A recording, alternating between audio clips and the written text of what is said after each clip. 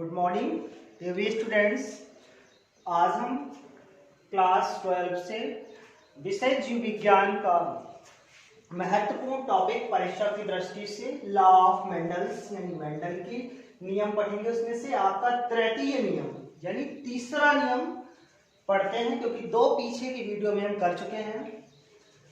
तीसरा नियम क्या है? स्वतंत्र अपव्यूहन का नियम। तीसरा नियम जो है मेंडल का है स्वतंत्र अपव्यूहन का नियम। इस नियम को इस परिभाषा के माध्यम से समझते हैं कि मेंडल ने जब दो जोड़ी विपरीत लक्षणों वाले पौधों के बीच संकरण कराया तो उन्होंने क्या देखा कि जो लक्षण गए उनका यानी जो लक्षण बटे या पृथक्करण हुए स्वतंत्र रूप से हुए। यानी दो जोड़ी विपरीत लक्षण का मतलब है यानी गोल के विपरीत झुर्रीदार लिया और पीले के विपरीत हरा लिया। तो इस प्रकार से यानी एक पौधे के यदि दो लक्षण विपरीत हो गए, यानी गोल भी है पीला भी है और इसी के विपरीत झुर्रीदार भी है और हरा भी है, यानी दो लक्षणों को विपरीत लिया वो भी जोड़े में, यानी दो जोड़ी विपरीत लक्षण, दो थे दोनों लक्षण। इसलिए जब क्रॉस कराया तो क्या देखा इन्होंने कि जो लक्षणों का बंटवारा हुआ, जो लक्षण बटे वो स्वतंत्र रूप से गए और इनकी जो वंशागति थी यानी कि जो इनका गोल और पीलापन था, झुर्रीदार और हरापन था, यानी इनकी जो वंशागति है वो किसी दूसरे लक्षण को प्रभावित नहीं किया। ये था मेंडल का तीसरा नियम। इसे ही द्विसंकर संकरण क्रॉस भी कहा जाता है, या इस नियम को यानी स्वतंत्र अपव्यूहन नियम को द्विसंकर संकरण के माध्यम से भी समझा जाता है। यानी द्विसंकरण संकरण क्या है कि जब मेंडल ने दो जोड़ी विपरीत यानी गोल पीला और झुर्रीदार हरा लक्षणों के बीच क्रॉस कराया, यानी दो जोड़ी विपरीत लक्षण होने के कारण इसको द्विसंकर संकरण भी कहा जाता है। यानी आपको लिखना है कि मेंडल ने दो जोड़ी विपरीत लक्षणों के बीच जब संयोजन कराया इस कारण इसे द्विसंकर संकरण भी कहते हैं। यानी इसको द्विसंकर संकरण के माध्यम से समझते हैं। ये यहाँ पर पुन्नेट चेकर बोर्ड या पुन्नेट वर्ग के माध्यम से समझते हैं। ये तो प्रभाविता का ही नियम यहाँ पर फॉलो होता है। उसके बाद हमारा जो है मेंडल का तीसरा नियम यानी स्वतंत्र अपव्यूहन का नियम समझेंगे कि जब मेंडल ने मटर की गोल पीले बीज वाले पौधों के साथ मटर के झुर्रीदार हरे बीज वाले पौधों के बीच संकरण कराया तो क्या हुआ, जो F1 पीढ़ी यानी जो पहली पीढ़ी आई उसमें जो संतति उत्पन्न हुई यानी जो 4 संतानें उत्पन्न हुई वो सभी गोल पीले बीज वाली थी।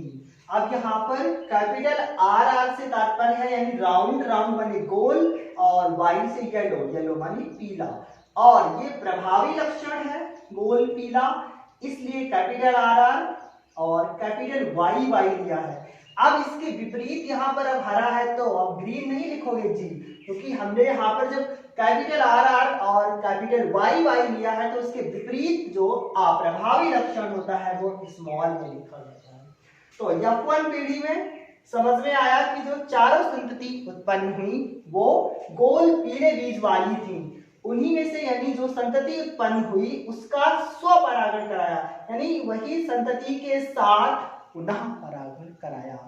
तो क्या हुआ, F2 पीढ़ी में जो लक्षण थे F2 पीढ़ी में वही लक्षण 4 प्रकार से बट गए, यानी उसका जो लक्षण प्रारूप आया वो 4 प्रकार से आया, यानी 9:3:3:1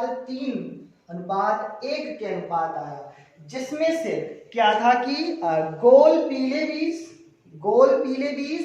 गोल हरे बीज व हरे झुर्रीदार और झुर्रीदार पीले बीज क्रमशः प्राप्त हुए।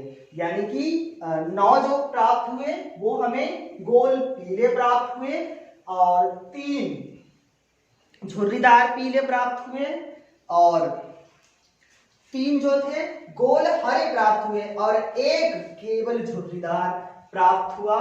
तो इससे यह समझ में आया कि जो F2 पीढ़ी थी उसमें जो भी लक्षण गए वो लक्षण कैसे थे, स्वतंत्र रूप से थे, यानी यहाँ पर चारों लक्षण एक जैसे ही आए। लेकिन जो F2 पीढ़ी थी उसमें गोल पीले के साथ साथ गोल हरे भी आए और झुर्रीदार पीले भी आए, यानी गोल पीले बीज के साथ झुर्रीदार जुड़ गया, यानी स्वतंत्र रूप से झुर्रीदार बीज भी आ गया। इसी प्रकार से झुर्रीदार हरा आया और गोल हरे गोल पीले, यानी 4 प्रकार के हमें पौधे प्राप्त हुए, जो कि जिनका क्रमशः अनुपात था यानी F2 पीढ़ी में गोल पीले बीज व गोल हरे बीज तथा झुर्रीदार पीले और झुर्रीदार हरे पौधे प्राप्त हुए, जिनका अनुपात यानी जो लक्षण प्रारूप था जो हमें बाह्य रूप से दिखाई दे रहा था 9 अनुपात 3 अनुपात 3 अनुपात और 1 के अनुपात में प्राप्त हुआ। और जो उसका जीन प्रारूप आया वो जीन यानी capital R capital Y Y, आप इस प्रकार से इसमें मैच कर सकते हो कितने क्या है, तो 1 अनुपात 2 अनुपात 2 अनुपात 4 अनुपात 1 अनुपात 2 अनुपात 1 अनुपात 2 अनुपात 1 अनुपात में प्राप्त हुए।